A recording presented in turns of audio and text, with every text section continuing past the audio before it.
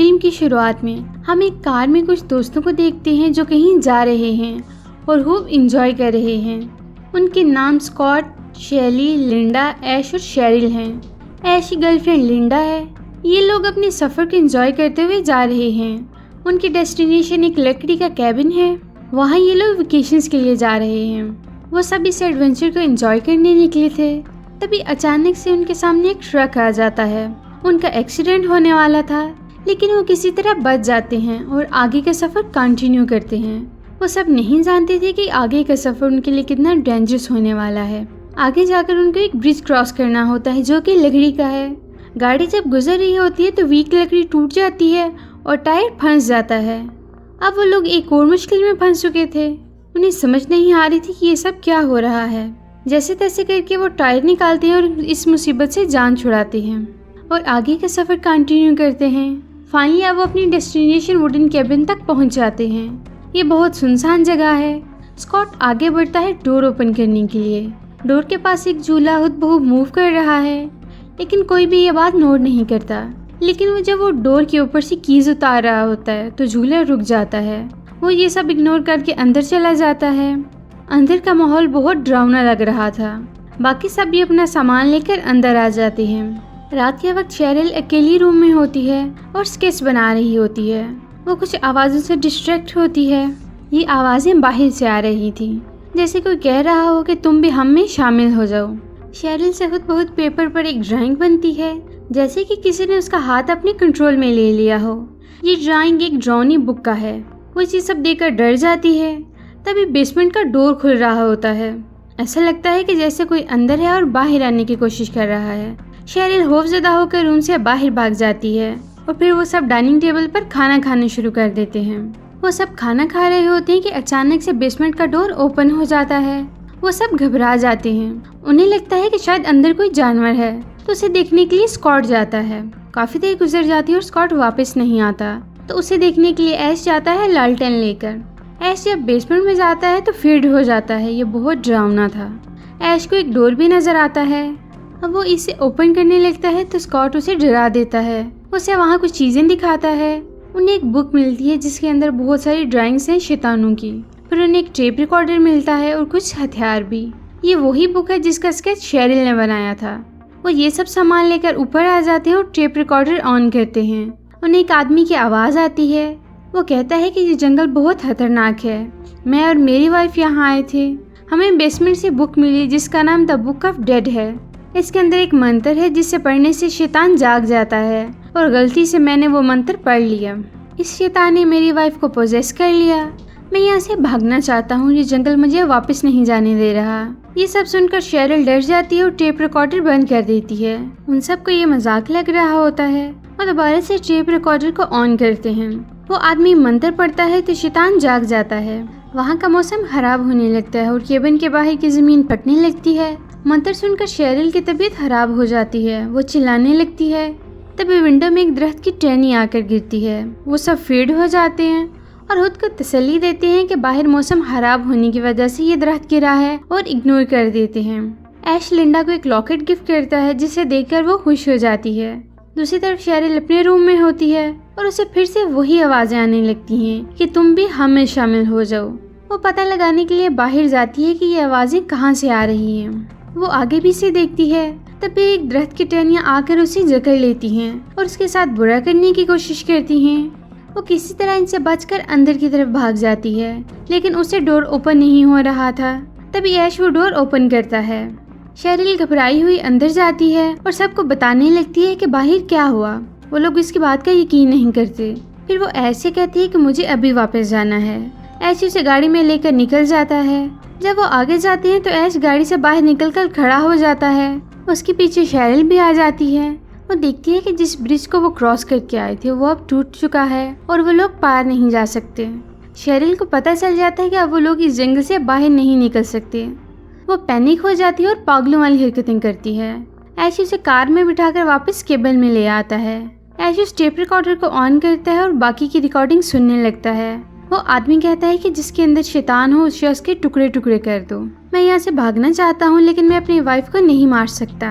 अब अचानक से शेरिल अजीब हरकतें करने लगती है और वो खौफनाक नजर आ रही थी। वो बेहोश हो जाती है। सब उसे देखकर डर जाते हैं। लिंडा उसे देखने के लिए आगे बढ़ती है। शेरिल होश में आ जाती है और उसके पाँव में पेंसिल घुसा देती है। ऐश पर अटैक करके उसे दूर फेंक देती है। वहाँ स्कॉट आ जाते हैं और शेरिल से फाइट करके उसे बेसमेंट में लॉक कर देता है। शेली और स्कॉट ऊपर बैठे होते हैं। शेरिल बेसमेंट से बाहर आने की कोशिश कर रही होती है। शेली ये देखकर डर जाती है।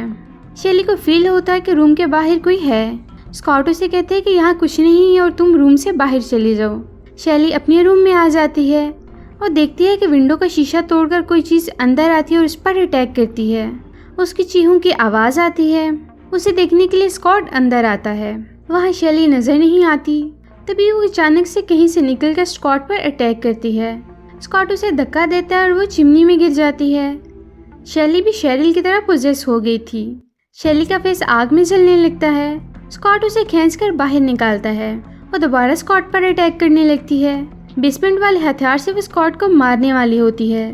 तभी स्कॉट अपने चाकू से उसका हैंड कट कर देता है। वो अपने हाथ को भी खा जाती है और जब दोबारा से स्कॉट पर अटैक करने लगती है तो स्कॉट कुल्हाड़ी से उसके टुकड़े टुकड़े कर देता है। शेली मर जाती है लेकिन उसके जिस्म के टुकड़े अभी भी मूव कर रहे थे। ऐश और स्कॉट इन टुकड़ों के कपड़े में डालकर बाहर ले जाते हैं और गड्ढा खोदकर दफनाने लगते हैं। दफनाने के बाद वो केबिन के अंदर आ जाते हैं। स्कॉट ऐश को कहता है कि हमें अभी इसी वक्त यहाँ से जाना चाहिए। ब्रिज के अलावा कोई और रास्ता तलाश करेंगे। ऐश कहता है कि अभी तो लिंडा चल नहीं सकती, उसका जख्म गहरा है। स्कॉट उसे कहता है कि वो तुम्हारी गर्लफ्रेंड है, ये मेरा मसला नहीं है। लिंडा सो रही होती है तो ऐश उसे देखने जाता है। उसका जख्म पूरे जिस्म में फैल चुका था। उसके अंदर भी शैतान आ गया था। वो अजीब हरकतें करने लगती है। ऐश डर कर बाहर आ जाता है। वहाँ स्कॉट आता है जो बुरी तरह जख्मी है। ऐश उसे बैठाता है और पूछता है कि ये सब कैसे हुआ और क्या कोई दूसरा रास्ता मिला। तो वो कहता है कि दूसरा रास्ता तो है लेकिन वहाँ बहुत सारी झाड़ियाँ हैं। वहाँ लिंडा आ जाती है और जोर जोर से हंसने लगती है। ऐश उसे मना करता है लेकिन वो और जोर जोर से हंसने लगती है। ऐश उसे शूट करने लगता है लेकिन उसके अंदर हिम्मत नहीं होती। तभी लिंडा नॉर्मल हो जाती है और उसका बिहेव बदल जाता है। वो ऐश को कहती है कि मेरी हेल्प करो। बेसमेंट से शेरिल की आवाज़ आती है कि मैं अब ठीक हो गई हूँ, मुझे बाहर निकालो। दरअसल ये इन दोनों की चाल थी। ऐश चेन खुलने ही वाला होता है कि शेरिल अपना हाथ बाहर निकालकर उस पर अटैक करती है। ऐश डर कर दूर हो जाता है। लिंडा अपनी शैतानी रूम में वापस आ जाती है और हंसने लगती है।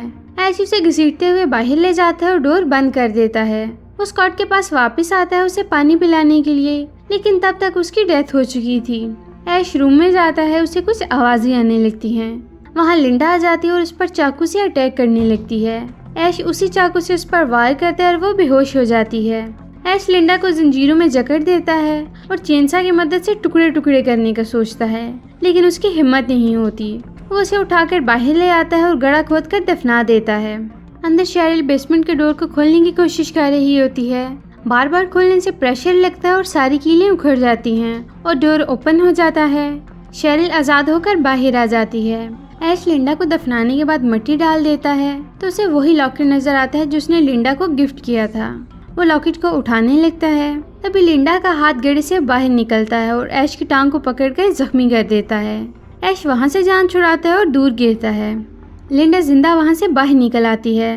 वो ऐश पर अटैक करने वाली होती है। ऐश के हाथ में एक बेलचा होता है।